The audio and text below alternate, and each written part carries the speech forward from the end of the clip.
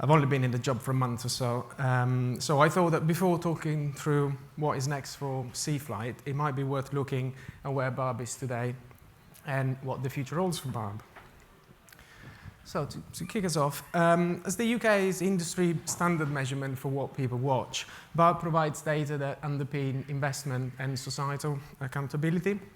The latest annual spend on programmes is reported at £8 billion by Ofcom, and our data supports decision about what is commissioned, what is acquired, and where it is shown.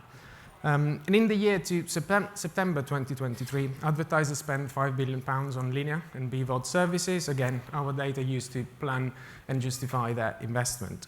But we shouldn't forget the Barb data are also baked into the day-to-day conversation about how broadcasters and advertisers are operating in the best interest of society according to regulatory frameworks. So our methods and standards are produced and maintained according to joint industry principles. You see a JIC logo there.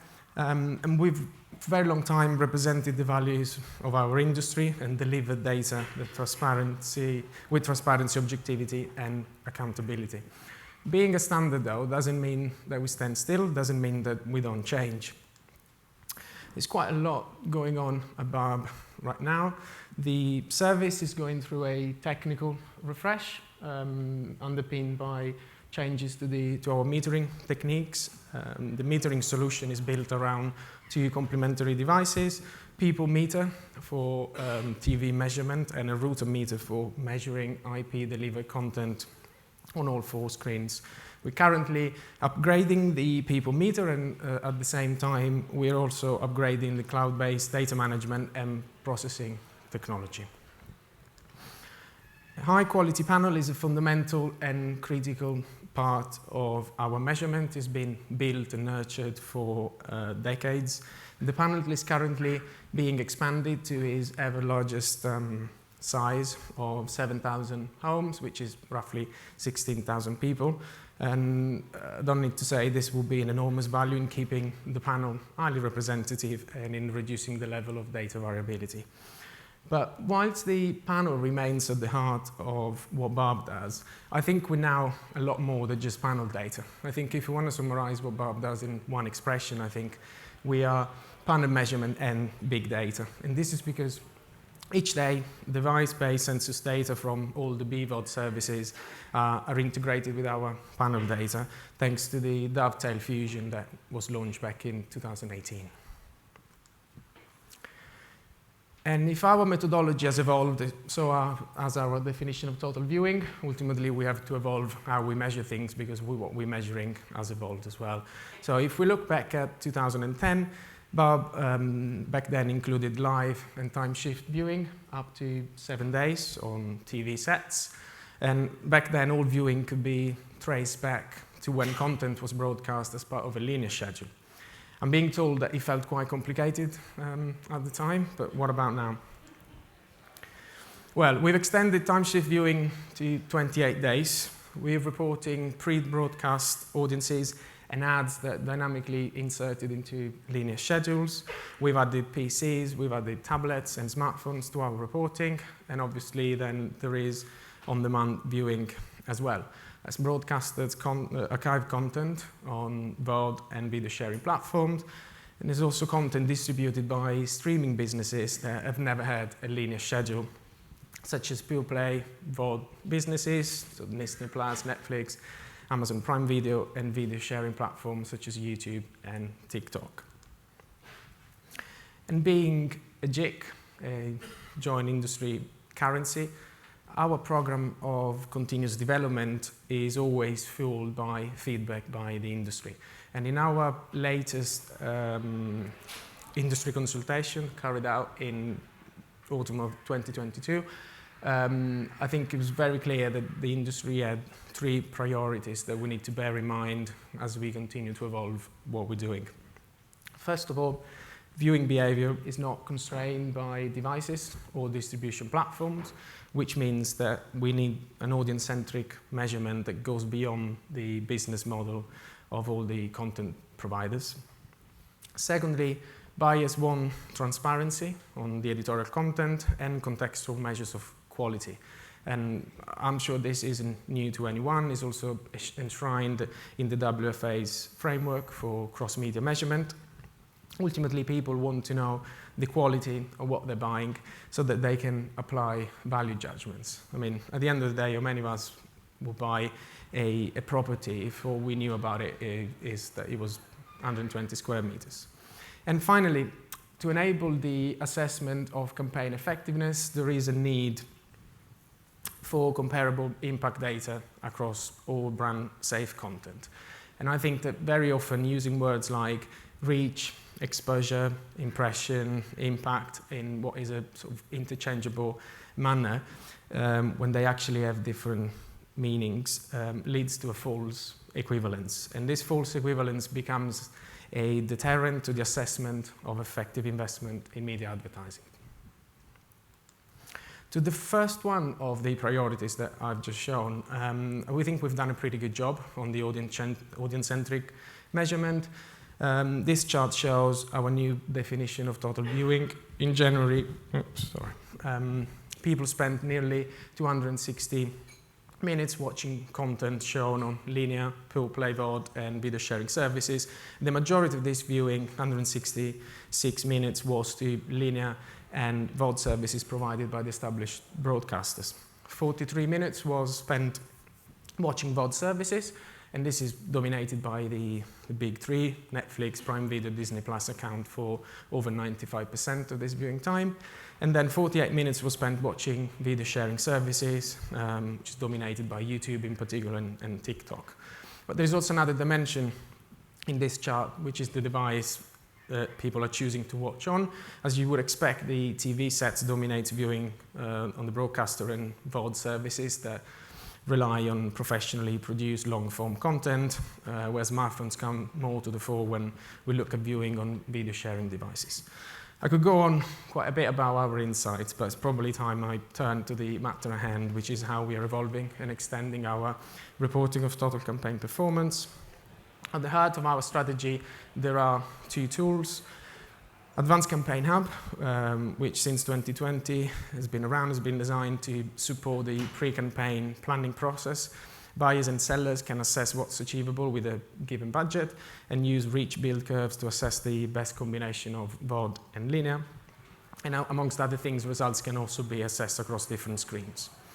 And then CFlight, on the right-hand side of the slide, is the world's only joint industry service that reports campaign performance across linear and VOD. It is essentially a post-campaign validation tool. And these two tools together enable media buyers to conduct end-to-end analysis of total campaign performance across linear channels and VOD channels. Now, for the remaining part of this presentation, I'm just going to focus on CFlight. For those of you who don't know, CFlight was originally created by NBCU in the US and then adapted for the UK marketplace by Sky. Prior to becoming part of Barb's audience reporting services, Broadcaster CFlight was a joint initiative between, between Sky Media, ITV Media, and Channel 4 Sales. The industry body, ThinkBox, facilitated the development of CFlight together with Clearcast and Barb. And behind the scenes, all the clever work that goes on was designed by RSMB when it comes to methodology, data architecture, and by TechEdge from a processing and reporting perspective. You can see on the screen key milestones since CFlight was launched, and as I say, Barb's taken responsibility as of January this year. And this is just an example, just a diagram that shows how CFlight works. So when there is an agency request to see how a particular campaign performed across linear channels and VOD services, a request goes out to the CFlight engine, which in turn will ping a request to the broadcaster's own service. Each of the broadcasters supplies campaign-specific impression data directly from their servers. These impressions then turn into people's impact and then combined with the linear data, taking all the duplication away. After several calculations that tend to run overnight, then a report like the one that you see on the bottom left of the slide goes back to the agency. it's important to say the CFlight data is available to all buyers of BVOD and linear time at no cost. I could obviously go on about all the 61 sophisticated pages of algorithm that sits behind this, but I thought that today's probably not a good idea. So I'll just, hopefully you can keep in mind what you saw on the previous slides. But now, turning out we're going to upgrade CFlight going forward. Actually, I have an announcement to make here today. Up to now, it's only been possible to carry out campaign analysis against all adults in CFlight. But I'm pleased to announce here today, exclusive for this conference, will be in the trade press tomorrow, that we are giving users now the ability to run reports for the main TV buying audiences as well as all adults. So that means that from today, media buyers have access to comprehensive ad campaign performance across 14 additional audiences. I won't be listing all of them here now, but they include the most used ones such as ABC One adults, 16 to 34s, and House of Persons with Children, as an example.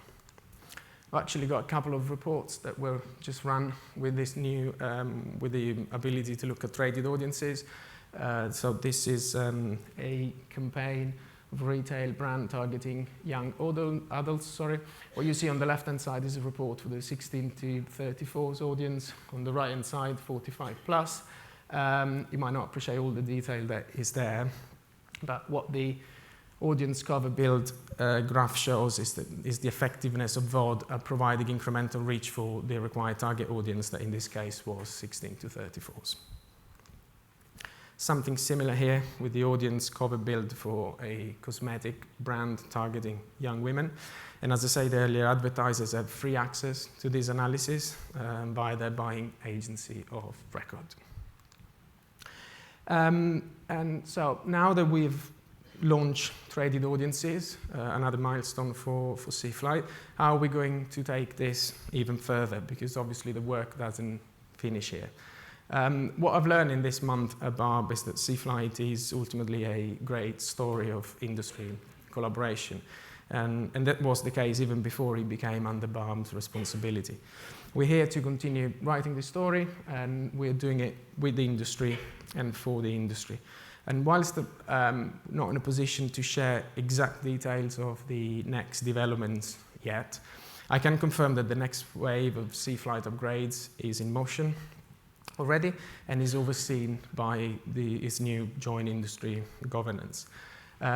Very high on our to-do list, there is the expansion of what is covered by our total campaign reporting tool. So that's not just CFlight, but also the advanced campaign app.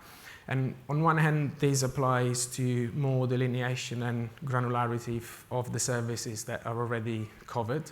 And on the other end, to basically expanding to any services that are not included yet. The way it works is that potentially any VOD or streaming services that are full Barb licensees are able to participate on the same terms as the existing participants. And as you might be aware, in recent years, Disney+, Netflix, and Amazon Prime Video have all become Barb licensees. We're already developing the tools necessary to assess the penetration of AVOD services using our panel, which is a key element of the methodology required to include additional services. So just to wrap it up, I might have only been at Barb for 1 month, but as you have seen, there is quite a lot going on, and we're really excited to work on the next round of developments of this groundbreaking industry collaboration. Thank you.